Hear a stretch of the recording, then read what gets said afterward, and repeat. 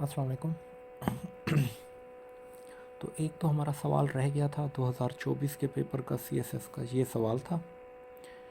तो हमने डिफरेंस देखा, डिफरेंस से हमें कोई क्लू नहीं मिला, लॉजिक नहीं मिला। तो थोड़ा सा टाइम लगाने के बाद हमें ये लॉजिक मिला है कि दो के ऊपर पावर्स हैं, 2 3 4 5 की।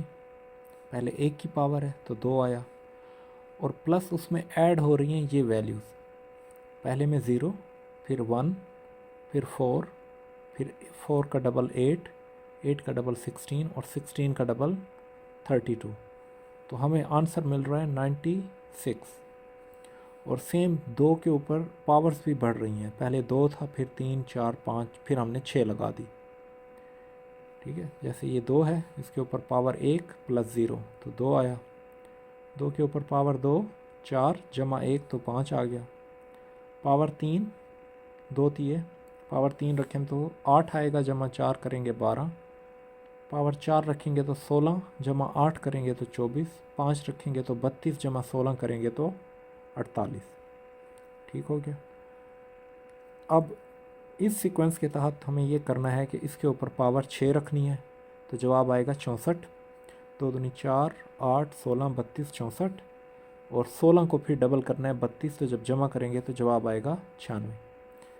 अब किसी हद तक ये ठीक है, क्योंकि हमें और कोई जवाब नहीं मिल रहा। सीक्वेंस यहाँ इन 3 वैल्यूज़ में ये सीक्वेंस काम कर रहा है। लेकिन अगर यहाँ देखें तो यहाँ पर 1 है, ये 1 से 4 की तरफ मूव कर रहा है। तो कहीं ना कहीं हमें लग रहा है कि जवाब कुछ और हो सकता है। लेकिन अगर टाइम ना हो तो हम ये जवाब लगा सकते हैं, अगर ना करना हो तो फिर ये करना बेहतर है। ठीक हो गया। अब हम आते हैं अल्फ़ाबेट वाले क्वेश्चंस की तरफ। पेज नंबर 17 है स्लाइड का। तो पहला सवाल है, जब ABC वाले क्वेश्चन करने लगे तो इस तरीके से कोई फॉर्मेट बना लीजिएगा, 1 से 6 तक, फिर उसके नीचे मैंने अल्फ़ाबेट लिख दिए ताकि बार बार नंबरिंग ना देनी पड़े। 6, फिर यहाँ से 7 से स्टार्ट हो जाएगा, 12 18 24 और ये 26। ठीक हो गया। नेक्स्ट EHLOS, ई को देखेंगे, फिर देखेंगे H को, तो कितना फासला है 2 का। फिर देखेंगे L को, IJK 3 का फासला है, यानी E और H के दरमियान में 2 अल्फ़ाबेट आ रहे हैं, H और L के दरमियान में आ रहे हैं 3 अल्फ़ाबेट। नेक्स्ट फिर L के बाद O को देखेंगे, L के बाद MN, फिर O। MN, L और O के दरमियान में आ रहे हैं 2 अल्फ़ाबेट। फिर O के बाद देखेंगे S को, O और S के दरमियान में आ रहे हैं 3 अल्फ़ाबेट। तो अगर इतनी ही वैल्यूज़ हैं और ये हो रहा है, तो बस फिर समझ जाना चाहिए कि पहले 2 अल्फ़ाबेट का फासला, फिर 3 का, फिर 2, फिर 3, तो अब फिर से 2 का फासला। अगर होता 2 का फासला 3, फिर 4, फिर 5, फिर हम देखते, तो अभी हम यही देखेंगे कि यही फासला रह रहा है। एस के बाद 2 वैल्यू स्किप कर दें, एस के बाद है टी और यू, ये स्किप कर दें, वी इसका आंसर आ जाएगा। ठीक है। अब सही है गलत है वो बात की बहस है, लेकिन नॉर्मली हमें यही देखने को मिल रहा है। ये हम बाद में करते हैं क्योंकि इस पर श्योर नहीं हूँ मैं, ये तो मेरे हिसाब से ठीक ही है। अब ये देखें ए बी, तो ये दोनों मिल गए, यहाँ पे हम इनको ऐसे। फिर डी ई, यानी सी को स्किप किया उसने, फिर डी ई का ग्रुप बनाया। फिर जी एच, यानी उसने एफ को स्किप किया और जी एच का ग्रुप बनाया। फिर जे के, आई को स्किप किया और जे के का ग्रुप बनाया। इसका मतलब है अगली वैल्यू एल को स्किप करेगा और एम एन का ग्रुप बनाएगा, तो इसको हम एम एन लिख देते हैं। ठीक। नेक्स्ट ये देखिए पी डी जी है और दरमियान की वैल्यू है। दरमियान की जब वैल्यू मिसिंग हो तो इसका मतलब ये और ये, इनका रिलेशन देखना ये कैसे सीक्वेंस में जा रहे हैं।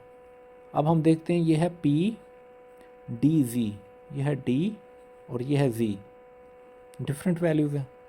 दूसरी वैल्यू है नहीं तो कंपेयर ही नहीं कर पाएंगे। तीसरी वैल्यू देखते हैं, आर बी एक्स, ये है आर, ये है बी और ये है एक्स। अब आर इससे एक स्टेप आगे है, डी से एक स्टेप पीछे, एक स्किप करके बी, और जी से एक स्किप करके एक्स। तो कहीं ना कहीं सीक्वेंस देखा जा सकता है। नेक्स्ट देखते हैं एस ए डब्ल्यू, एस